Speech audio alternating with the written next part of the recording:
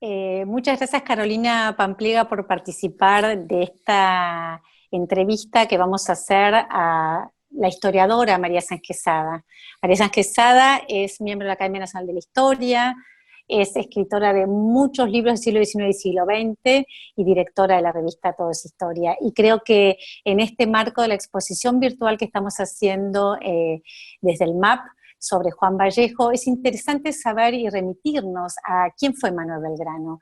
Y nada mejor que charlar unos minutos con María Sáenz Quesada.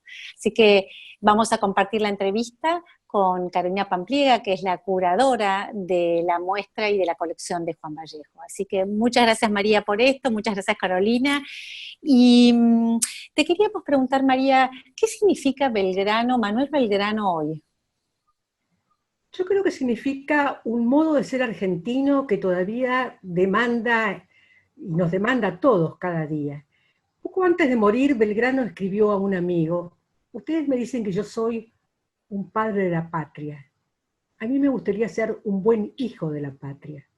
Yo creo que en esa sencillez y en esa humildad de quien ya era reconocido por sus contemporáneos como fundador de esta nueva e imprecisa nación, que todavía no era la República Argentina, diciéndonos: a mí lo que me importa es ser hijo de la patria, significa la vocación de servicio que Belgrano tuvo toda su vida, los 40 años que pasaron antes de la Revolución de Mayo y esos 10 últimos impresionantes años de servicios militares y diplomáticos continuos, de triunfos y derrotas que constituyen el ejemplo incomparable de Manuel Belgrano.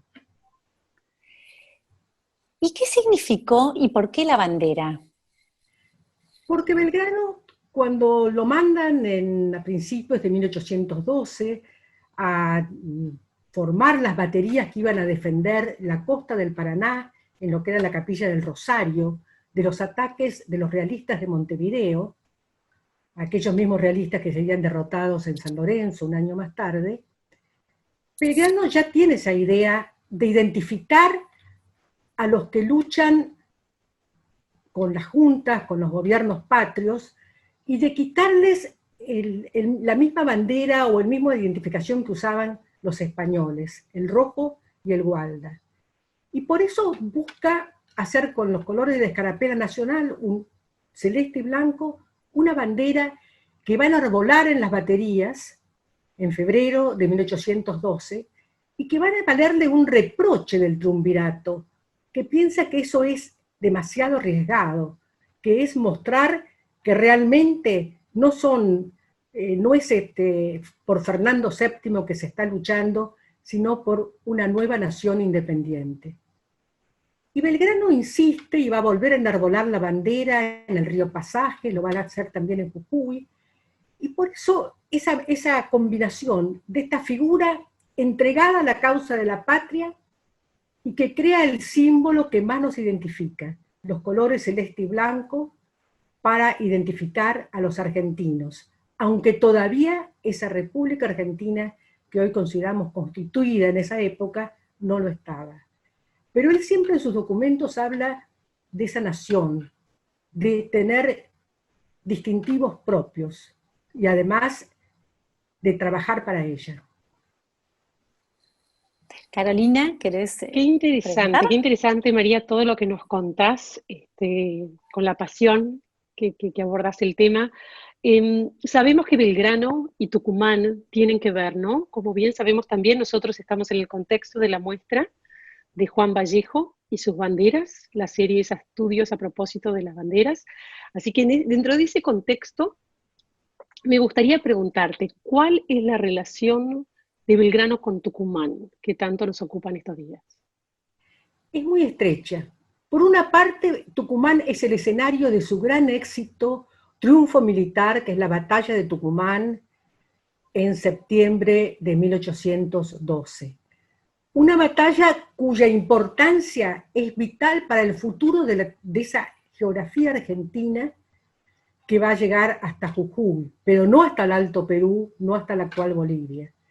Belgrano tiene ese triunfo y logra convocar fuerzas y, pese a lo que le ha dicho el triunvirato, que se retire, él se queda, permanece Y bueno, una gran victoria militar es la consecuencia. Y eso le crea un gran vínculo con los tucumanos, con la gente del pueblo y con alguna parte de la élite tucumana también. 3 años más tarde, porque ya después de la batalla de Tucumán, él tiene que ir al norte y tiene el triunfo de Salta y las derrotas de Vilcapugio y de Ayohuma, luego se va en misión diplomática a Europa, y vuelve ¿cuándo? En el momento en que julio de 1816 se trata el tema de la independencia y de la forma de gobierno. Y allí Belgrano interviene en una famosa sesión secreta para decir que es necesario, para darle, digamos, un cauce a la revolución que está muy desacreditada en Europa, luego de la caída de Napoleón son las monarquías las que se imponen, las monarquías legitimistas, es necesario que haya una monarquía también en el Río de la Plata, entendida desde el Cusco hasta la Tierra del Fuego, o sea, un amplísimo espacio para el cual él pide o tiene la idea de proponer un monarca inca, una dinastía inca. Es un proyecto muy difícil de entender en la actualidad, con el diario del lunes sabemos lo que pasó, que eso fue imposible, no solamente fue imposible la dinastía inca, sino mantener la unidad del Perú y del Alto Perú.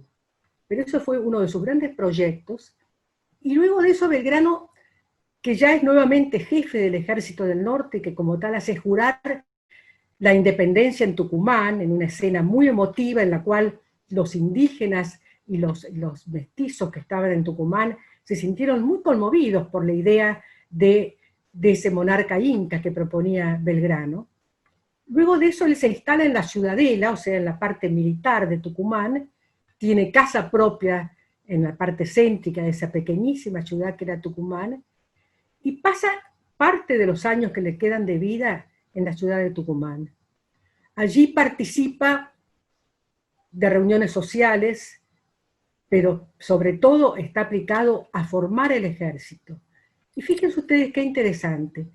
Para evitar el gasto estatal, que en realidad era muy cuidadoso en materia de cuentas, él hace que oficiales y soldados tengan quintas donde cultivan lo que van a comer. Es decir, se preocupa, porque a él le preocupaba muchísimo que hubiera saqueos durante las campañas militares. Ese Belgrano ocupado en mantener un orden rigurosísimo, entre los que se levantaba de noche para vigilar si todo estaba cumpliéndose, también tuvo tiempo para la vida de la amistad y para el amor. Para la amistad, en cuanto sus propios compañeros de armas o gente de la ciudad de Tucumán, como José Celedonio Balbín, lo visitaban, almorzaban a veces con él, iba a algunas tertulias culturales, y luego tuvo su gran amor, que fue Dolores Helguero, con la cual tuvo su hija, su única hija mujer. Antes había tenido un hijo varón, con María Josefa Escurra, pero esta hija Manuela Mónica, que va a quedar dentro del ámbito de la familia Belgrano, era la niña, como él le decía, nace en 1819, poco antes de su regreso a Buenos Aires y su muerte. Y él la va a recordar en su testamento, encomendándola al cuidado de sus hermanos. Por lo cual esta niña, unos años más tarde, va a ser traída a Buenos Aires por un tío materno y se va a educar dentro de la familia Belgrano. Qué maravilla. ¿Belgrano fue un moderno, María? Depende de qué entendés por moderno, Felicitas. Si uno piensa que Belgrano era un moderno como hoy entendemos la posmodernidad, no lo era. Era un hombre de firmes convicciones religiosas, que rezaba el rosario en compañía de los soldados, que hacía capitana del ejército a la Virgen, es decir, mantenía muchos vínculos con el mundo antiguo, pero era un moderno en cuanto que había leído y asimilado todas las lecturas de aquellos filósofos y de aquellos pensadores económicos y de aquellos fisiócratas interesados en la agricultura, que estaban de moda justamente, eran los modernos de la Europa de fines del siglo XVIII. Españoles, italianos, franceses, ingleses. Y todas esas lecturas que él hace, que nos cuenta en sus memorias, que realmente le dieron vuelta a la cabeza, porque él venía a los 16 años de haber estudiado en el Real Colegio de San Carlos en Buenos Aires, y de repente encuentra todo ese pensamiento que circulaba en los libros y en las tertulias literarias y en las academias de las universidades españolas donde estudió, y donde no le interesaba el estudio académico tradicional, sino este pensamiento nuevo. Y todo lo que él trata de aplicar aquí a través de las memorias del consulado, lo que publica en el Correo de Comercio de 1810, tiene que ver con este nuevo pensamiento.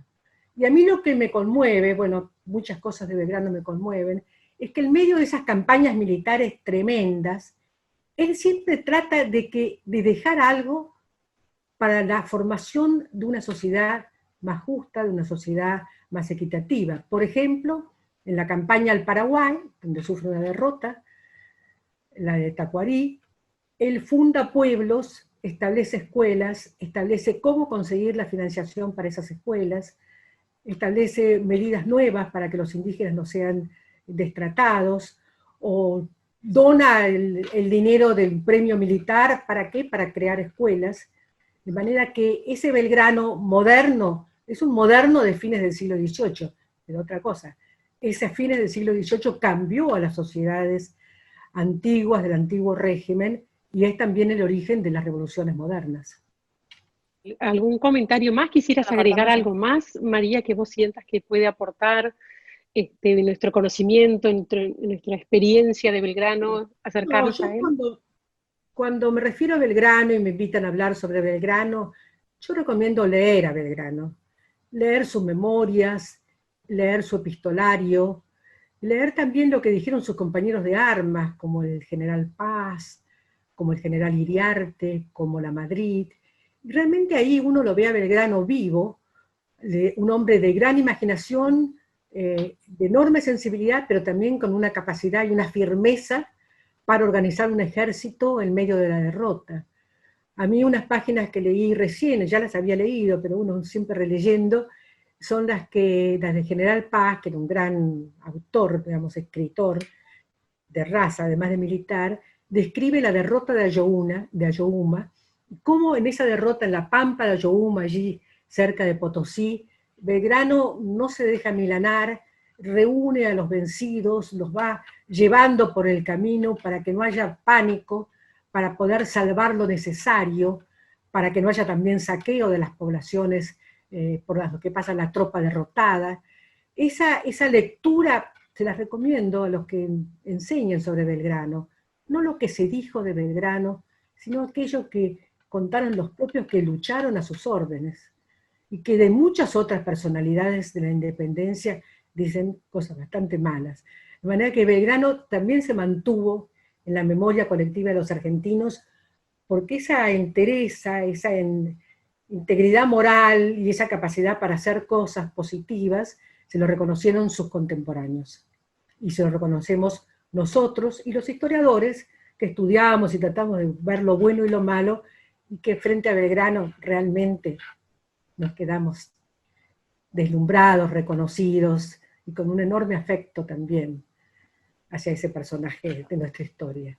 Creo que el haber sentado las bases de nuestro país, un hombre como Belgrano, nos hace mucho bien.